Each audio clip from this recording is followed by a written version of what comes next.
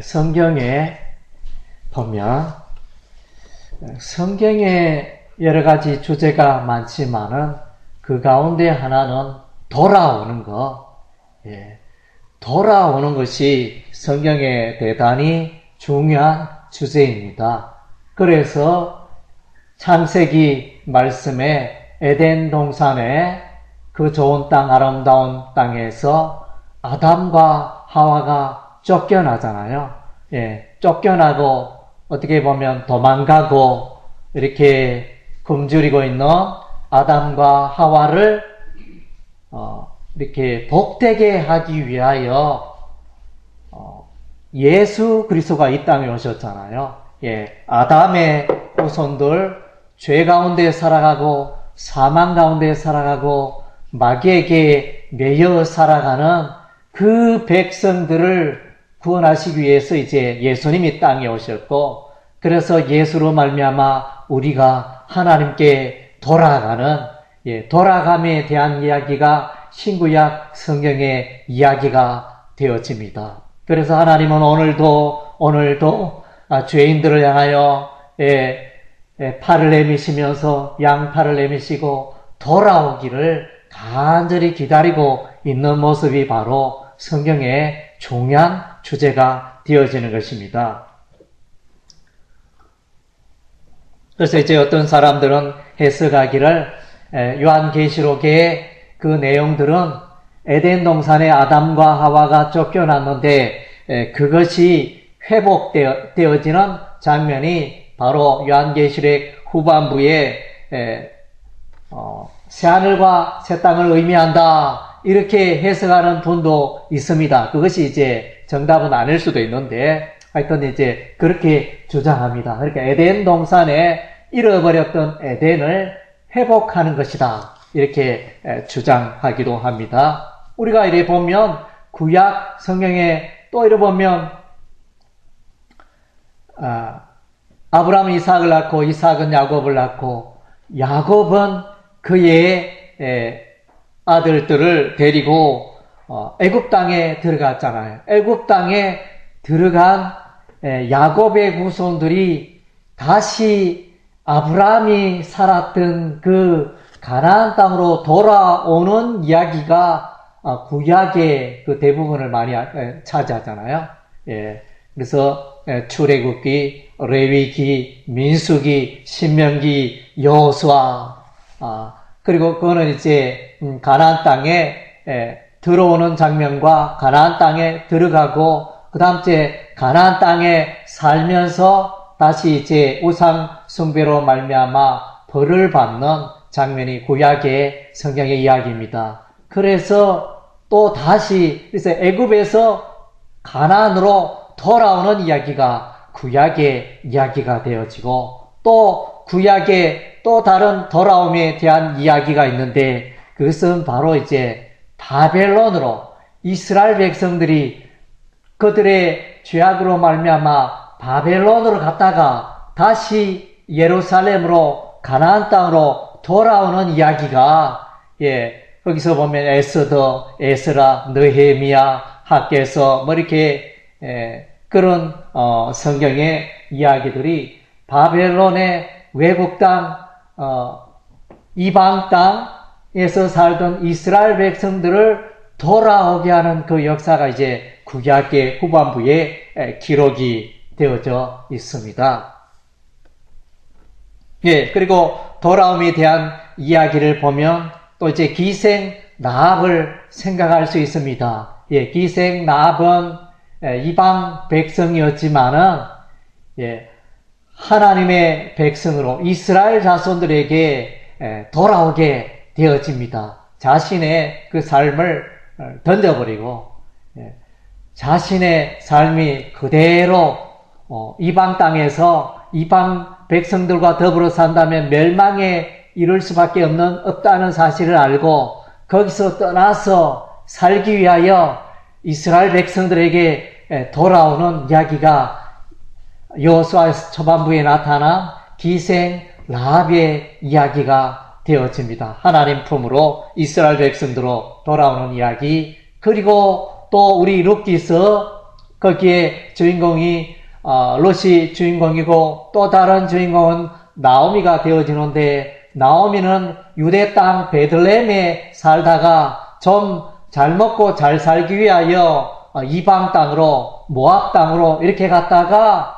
거기서 다시 예루살렘으로, 유대 땅으로 돌아오는 이야기가 룻기서의 이야기가 되어집니다. 이처럼 성경의 중요한 주제가 돌아옴에 대한 이야기가 되어집니다. 오늘의 설교의 주제는 회심입니다. 마음이 돌아오는 것, 그 마음이 세상으로 향했고 그 마음이 죄악으로 향했던 그 영혼이 하나님께로 돌아오는 것이 회심이요, 회개가 되어집니다.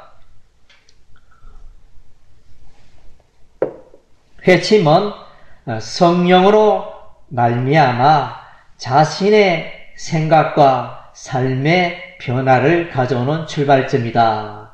그가 회심했다. 그가 예수 믿기로 이제 회심하고 예수를 믿었다. 이렇게 표현을 하는 것은 이제 그 영혼은 이제 그의 생각에 있어서 변화가 일어나고 그의 삶에 있어서 변화가 일어나게 될 것이다. 그런 생각과 삶의 변화의 출발점이 바로 회심이 되어지는 것입니다. 그리고 이제 이 회심은 성령의 특별한 역사에 의해서 일어나게 되어집니다. 자기 스스로 이런 회심이 불가능하고 성령 하나님이 도우심으로, 깨닫게 하심으로 하나님 품으로 나오게 되어집니다.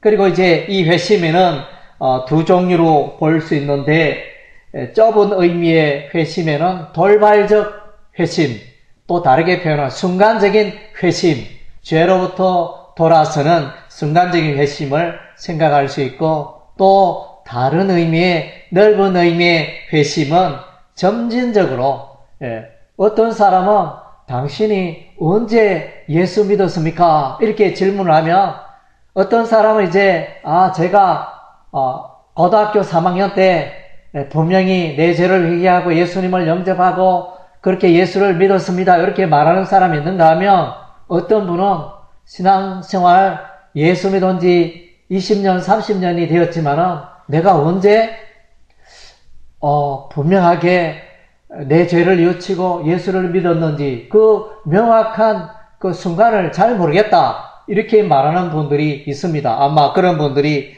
상당수가 있으리라 여겨지는데, 그래서 이런 사람은 점진적인 회심이 이루어졌다. 자기도 모르는 사이에 조금씩 이 회개가 이루어져서 분명하게 언제 회심의 날짜가 언제였는지 잘 기억하지 못하는 그런 경우가 있습니다.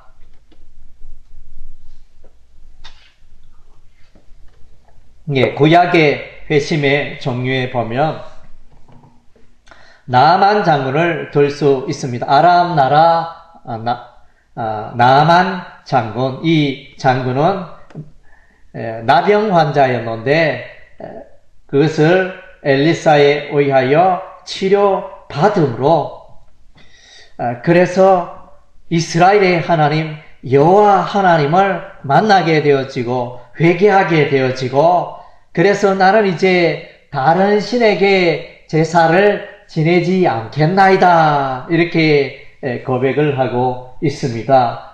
열왕기하 5장 17절에 보면 나아만이 가로되 그러면 청컨대 노새 2마리의 실을 흙을 당신의 종에게 주소서. 이제부터는 종이 번제든지 다른 제든지 다른 신에게는 드리지 아니하고 다만 여호와께 드리겠나이다. 이스라엘 땅에 그 흙을 준비해가지고, 그래서 그 자신의 아람 나라에 가서 거기에서 제단을 만들고 여호와 하나님을 예배하겠나이다. 이렇게 회심하는 나만 장군을 보게 되어집니다. 그리고 이제 히스기야 왕과 요시야 왕을 들 수 있는데, 이들은 이제 하나님을 이 순간에 만났다 이런 회심이라기보다는 이제 점진적인 회심이 되어서 넓은 의미의 회심이 돼가지고, 그러니까 예수 믿다가도 이제 죄 가운데 빠졌다가 다시 이렇게 돌아오는 거. 예. 다시 죄 가운데 빠졌다가 다시 돌아오는 것도 이제 넓은 의미의 회심이 되어집니다. 예수 안 믿다가 회심으로 마음을 돌이켜서 예수 믿게 되어지는 그런 회심이 있고, 예수는 믿지만은 또 죄 가운데 빠졌다가 다시 돌아오게 되어지는 그런 종류의 회심을 말할 수 있는데, 히스기야 왕과 요시야 왕은 그런 종류라 할 수 있겠습니다. 네, 히스기야 왕은 그가 왕이 되어서 히스기야 왕의 아버지가 아하스 왕입니다. 아하스 왕은 우상 숭배에 앞장섰고 형편없이 이스라엘 나라를 형편없는 나라로 만들었는데, 여호와의 전에 이렇게 우상을 드리고 그렇게 완악하게 하나님을 대적하고 그렇게 살았는데, 그 아들 히스기야 왕은 여호와의 전에 모든 더러운 우상을 깨끗게 하고 몰아내고 척결하는 이런 삶을 살게 되어집니다. 열왕기하 18장 3절 4절에 보면 히스기야가 그 좌상 다윗의 모든 행위와 같이 여호와 보시기에 정직히 행하여 여러 산당을 제하며 주상을 깨뜨리며 아세라 목상을 찍으며 모세가 만들었던 노뱀을 이스라엘 자손이 이때까지 향하며 분양함으로 그것을 부수고 넣으서다니라 일컬었더라. 그리고 이제 성전 정화 일을 하게 됩니다. 역대하 29장에는 제사장들도 여호와의 전 안에 들어가서 깨끗게 하여 여호와의 전에 있는 모든 더러운 것을 끌어내어 여호와 전뜰에 이름에 레위 사람들이 취하여 바깥 기드론 시내로 가져갔더라. 이렇게 이제 여호와의 전이 우상으로 더럽혀진 것을 깨끗게 하였습니다. 마찬가지로 요시야 왕의 아버지는 아몬 왕이었습니다. 유다의 아몬 왕이었고, 요시야 왕의 할아버지는 므낫세 왕이었습니다. 이 므낫세 왕은 아주 대표적인 유대 왕의 우상을 섬기는 대표적인 왕 중에 한 분이 므낫세 왕이 되어집니다. 이 므낫세 왕이 오만 우상들을 다 예루살렘으로 들여와서 이렇게 섬기니까 우리 하나님이 이렇게 므낫세 왕이 유대 나라를 다스릴 55년간 다스릴 때 우리 하나님이 내가 예루살렘을 멸망케 하리라. 예, 우상을 섬기는 이 예루살렘 백성들을 내가 다 밥그릇 없듯이 이 민족을 썰어버리라, 멸망케 하리라. 그것을 이제 분명하게 말씀하셨는데 므낫세 왕 때 그렇게 말씀하셨어요. 그랬는데 그 아들 므낫세 왕의 아들 아몬 왕도 여전히 우상을 숭배하고 그렇게 살아갔습니다. 그랬더니 아버지, 할아버지 우상 섬기는 그 모습을 보고 너무 이제 마음이 답답하여 이 요시야 왕은 과감하게 개혁을 합니다. 종교 개혁을 하게 되어집니다. 칼빈과 루터의 종교 개혁을 한 지가 이제 올해가 500주년이 되어집니다. 500주년을 기념하는, 그러니까 1517년에 종교 개혁이 이루어졌습니다. 종교 개혁은 뭡니까? 하나님의 말씀, 신구약 성경의 말씀에서 벗어나서 곁길로 가고 있는 교회, 곁길로 가고 있는 종교를 다시 성경으로 돌아가자 이렇게 외친 것이 바로 이 종교개혁이 되어지는 것입니다. 그것도 이제 곁길로 다른 길로 가고 있었는데 성경으로 돌아가자, 돌아가자의 주제가 바로 종교개혁의 주제가 되어집니다. 그래서 칼빈과 루터 수많은 종교개혁자들이 이렇게 종교개혁하기 이전에는 캐톨릭의 그 교회가 이 땅에 있었는데 그 역사를 하나님의 말씀과 관계없이 자신의 사람의 전통 가운데 교회를 이끌어왔기 때문에 역사적으로 이렇게 역사적으로는 이제 암흑기라 이렇게 말합니다. 캐톨릭의 그 역사를 암흑기의 역사였다. 그랬는데 이 켈빈, 루터 이런 분들이 나타나서 이제 바르게 교회를 이끌어가게 되어집니다. 마찬가지로 요시야 왕도 이렇게 개혁하면서 먼저 요시야 왕은 성경으로 돌아갑니다. 율법의 말씀 앞에 귀를 기울이고 율법의 말씀을 읽고 하나님의 규례와 법도와 하나님의 율법의 말씀이 뭐라고 말하는지 그것에 귀를 기울였던 것입니다. 그리고 나서는 이제 히스기야 왕처럼 우상의 제단이라든가 많은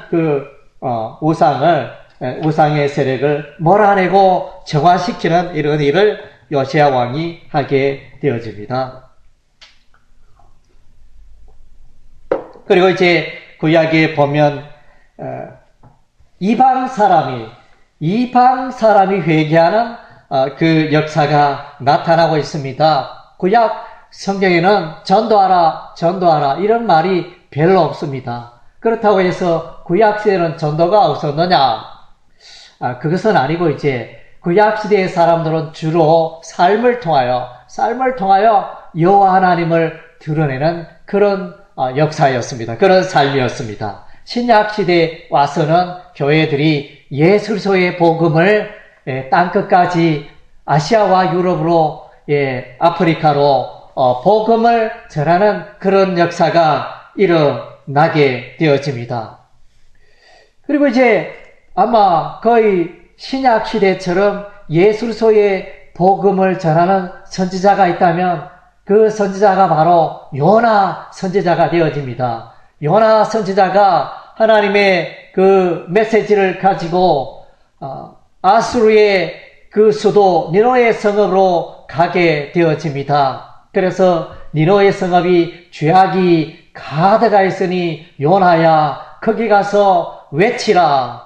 하나님의 심판이 임박하였다. 외치라. 이렇게 하나님이 그 메시지를 요나 선지자에게 주었고 요나 선지자는 니느웨 성읍에 가서 그렇게 하나님의 심판의 메시지를 외치게 되었을 때 이 니느웨 성읍의 많은 백성들 또 왕을 비롯하여 모든 사람들과 짐승들에게 이렇게까지 회개하며 회개의 모습을 취하고 굵은 베옷을 입고 회개하는 표시인 죄를 머리에 뒤집어 쓰고 이렇게 금식하며 회개하는 이런 장면을 우리가 요나서에서 발견할 수 있습니다. 그리고 이제 우리가 구약시대에 회개하는 그 장면을 느헤미야 8장에서 만나게 되어집니다.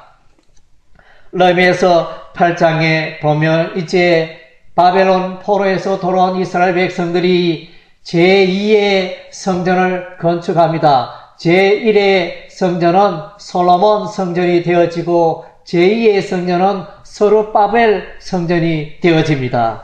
그래서 이제 이들이 여호와의 성전을 건축하고 나서 또 그리고 이들이 여호와의 성벽을 다 담장을 다 건축하고 나서 이들이 수문앞 광장 하나님 앞에 섰습니다. 그래서 에스라가 율법의 말씀을 낭독하였을 때 이 이스라엘 백성들이 율법의 말씀을 듣고 다 울며 우리가 이제 이와 같이 멸망당하였고 우리가 바벨론의 포로가 되었던 것은 우리가 여호와의 하나님의 율법의 말씀대로 살지 않았기 때문에 오늘 우리 민족에게 이와 같은 엄청난 재앙이 임하였나이다. 이러면서 회개하고 하나님 앞에 서고 자신의 죄악을 돌이키게 되어지는 이런 이제 회개의 역사가 느헤미야서 8장의 수문앞 광장에 나타나 있습니다.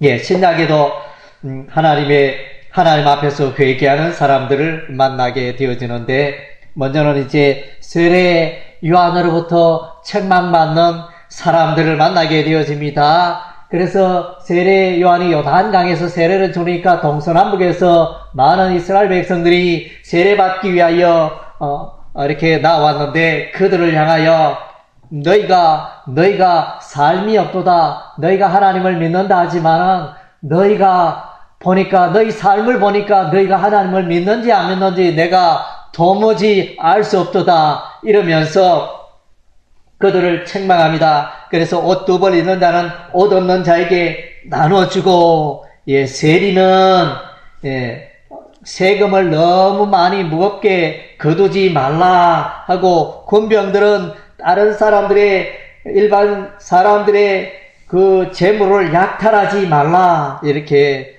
말하게 되어집니다. 요한복음 4장에는 이제 사마리아 여인이 등장합니다. 그래서 이 사마리아 여인은 우물가에서 예수님의 음성을 듣고 예수님과 함께 하면서 영원한 생수에 관한 이야기를 듣고, 또한 뿐만 아니라 예수님께서 내게 남편이 5이나 있었지, 이러면서 이 사마리아 여인의 과거의 죄악된 삶을 그렇게 지적해 주셨습니다. 그래서 이 사마리아 여인은 당신은 보니 참으로 선지자로소이다, 이렇게 회개하고, 이 사마리아 여인은 마을에 들어가서 마을 사람들에게 내가 메시아를 만났다 이러면서 사람들에게 담대하게 예수 그리스도를 전하게 되어집니다. 아마 이 여인은, 사마리아 여인은 삶이 부끄러워가지고 사람들한테 별로 말도 걸지 않고 사람들을 만나기도 싫어하고, 또 은밀하게 이 마을에 살기는 살지만은 사람이 사는지 안 사는지 모를 정도로 출입을 잘 하지 않는 아마 그런 여인이었다 보여지는데, 이 여인은 예수를 만나고 나서 마을 사람들아, 내가 예수님을 만났다 이러면서 그렇게 회개의 변화된 삶을 나타내 주고 있습니다. 그리고 누가복음 19장에 삭개오가 등장하는데, 이 삭개오는 정말로 삶에 기쁨이 없었습니다. 세리장이요, 재물도 많고 그랬지만은 이제 마음의 삶에 평안이 없었는데, 그래서 예수께 나아갑니다. 그래서 사람들이, 예수님이 여리고성에 왔는데 사람들이 너무 많아서 키가 작은 삭개오는 예수님을 볼 수도 없고 답답하여, 그래서 가까이에 있는 뽕나무 위로 올라가서 그래서 예수님을 보게 되고, 그래서 예수님을 인하여 기뻐하고 있었는데, 예수님께서 삭개오를 보시고 뽕나무에 있는 삭개오에게 삭개오야 내려오라, 이렇게 말씀하십니다. 그래서 이제 이 삭개오의 뽕나무는 최근에는 이제 다른 나무로 이렇게 번역이 되어 있는데, 그래서 이 삭개오는 예수님을 만나고 변화되고 회개하고 그 영혼이 구원을 받아 나의 소유의 절반을, 내 재산의 절반을 가난한 자에게 나눠주겠습니다. 그리고 내가 토색한 일, 다른 사람에게 재물을 빼앗은 일이 있으면 나눠주겠습니다. 이렇게 삶에, 예수님 만나니까, 회개하니까 삶에 변화가 일어나는 거예요. 전에는 내가 땀을 흘리고 내가 수고하여 쌓은 재물을 왜 다른 사람에게 줘야 되나 이러면서 자기 것밖에 몰랐는데, 예수님 만나니 변화되어, 아하, 예수님은 사랑의 예수님이고 그래서 내가 이 물질을 나눠줘야 되겠다 이러면서 예수 그리스도의 사랑을 실천하게 되어집니다. 그리고 우리가 사도행전 2장에 보면 초대 교회의 모습을 보게 되어집니다. 이스라엘 백성들이 사도 베드로의 설교의 말씀을 듣고 많은 사람들이 찔림을 받고 회개하여 우리가 그러면 어떻게 하면 좋겠습니까? 이렇게 말하니까 너희가 회개하여 각각 예수 그리스도 이름으로 세례를 받고 죄 사함을 얻으라. 그리하면 성령을 선물로 받게 되리라. 예, 이렇게 베드로가 그들에게 전달하게 되어집니다.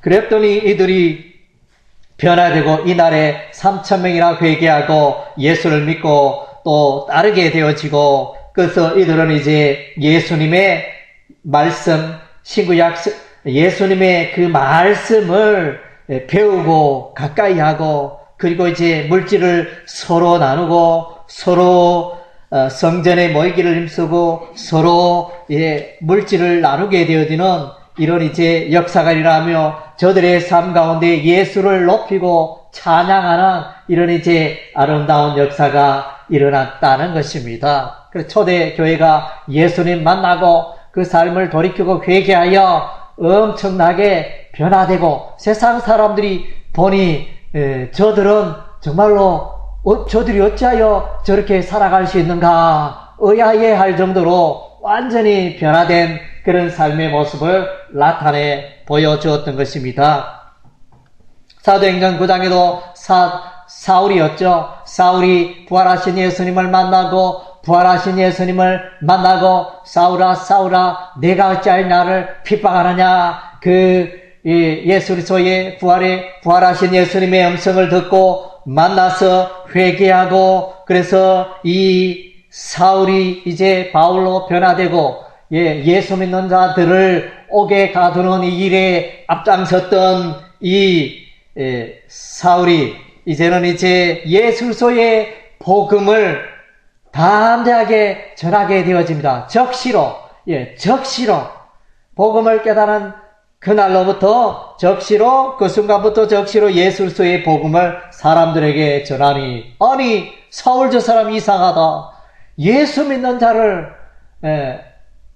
감옥에 가두고 이렇게 죽이는 일에 앞장섰던 이 사울이 어떻게 저런 삶을 살 수 있지? 사람들이 사울을 보고 수군거렸습니다. 사도행전 9장 20절 21절에 보면 적시로 각 회당에서 예수의 하나님의 아들 되심을 전파하니 듣는 사람이 다 놀라 말하되 이 사람이 예루살렘에서 예수 이름을 부르던 사람을 핍박하던 자가 아니냐.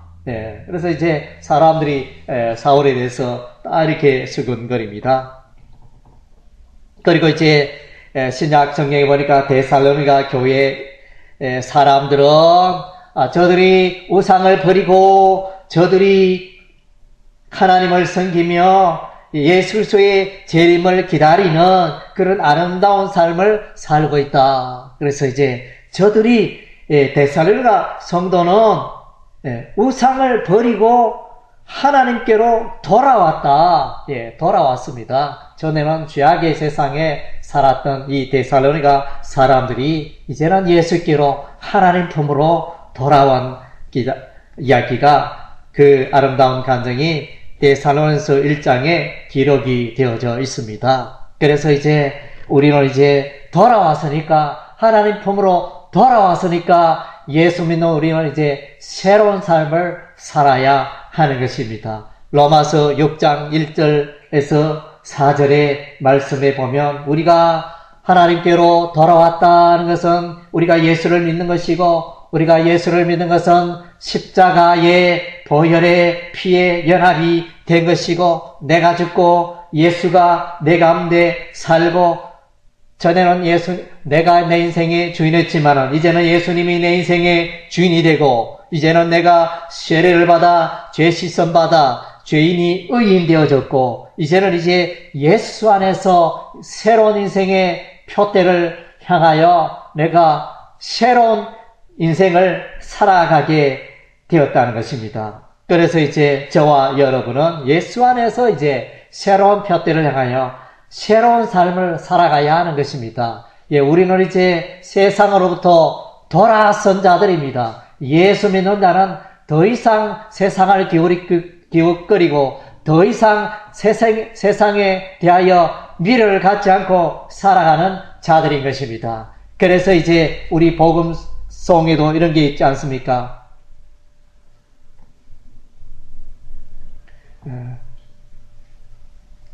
복음송에 잘 가사가 생각이 안 나네요. 예. 그래서 이제 내가,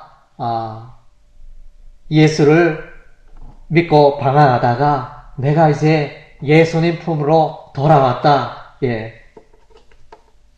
그래서 다시는 죄악의 세상에 내가 들어가지 않겠다. 그런 이제 복음성도 있는데, 그래서 이제 여러분의 삶도 이렇게 세상 부러워하지 말고, 이제는 이제 오직 예수 그리스도를 바라보고, 예, 다른 박질하고, 기뻐하고 감사하고, 주의 은혜 가운데 살아가는, 성령의 충만 가운데 살아가는 여러분의